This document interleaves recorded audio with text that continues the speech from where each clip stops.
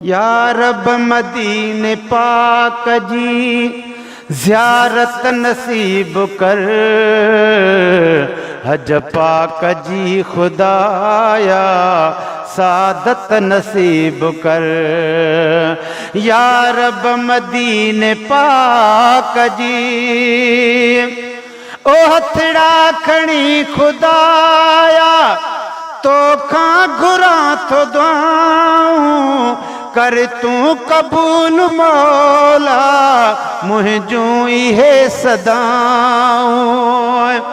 हथड़ा खणी खुदाया तोखा घुरा तो दुआऊं है।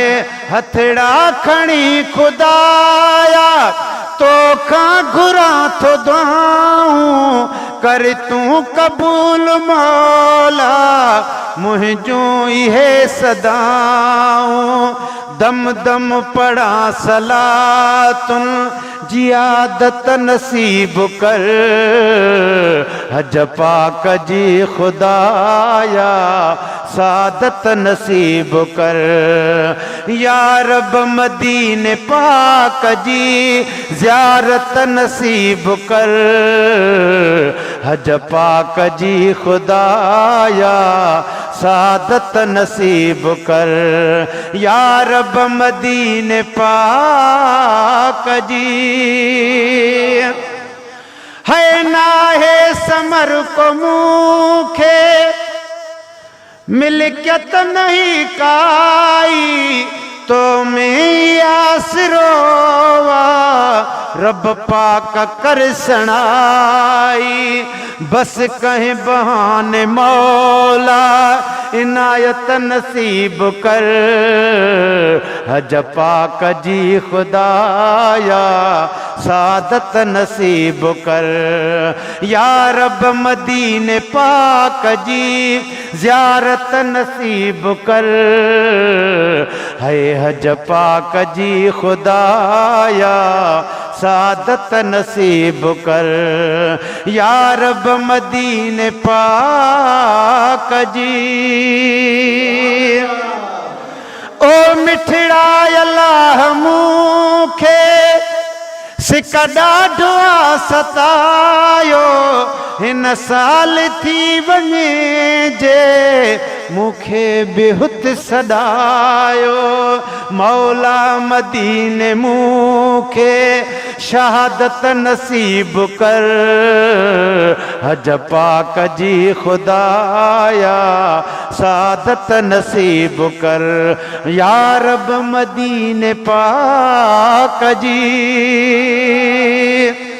है चरखो जहान जो हल जे को हले चले थो हर जाए ते हादी तुझ जो हुक्म हले तो हर जाए ते हादी तुझ जो हुक्म हले तो।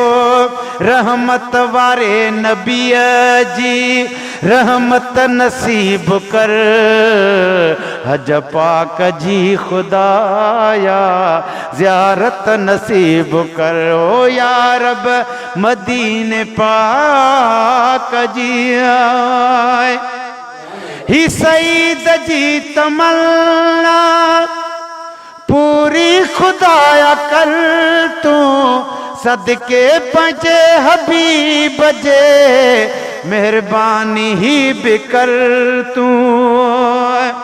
आ सईद जी तमन्ना पूरी खुदाया कर तू सदके पंजे हबीब जे मेहरबानी ही बिकर तू।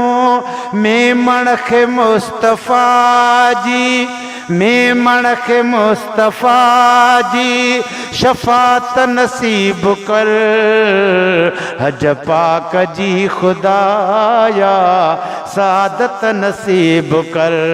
या रब मदीने पाक जी ज़ियारत नसीब कर, हज पाक जी खुदाया सादत नसीब कर।